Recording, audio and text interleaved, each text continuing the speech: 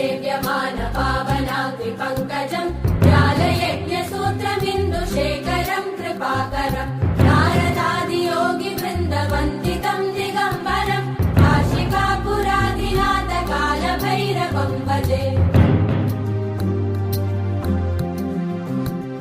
भानुकोटिभास्वरम् भवाब्धितारकम् परम् नीलकण्ठवीप्सितार्थदायकम् त्रिलोचनम् कालकालमम्बुजाक्षमक्षशूलमक्षरम् काशिकापुराधिनाथ कालभैरवम् भजे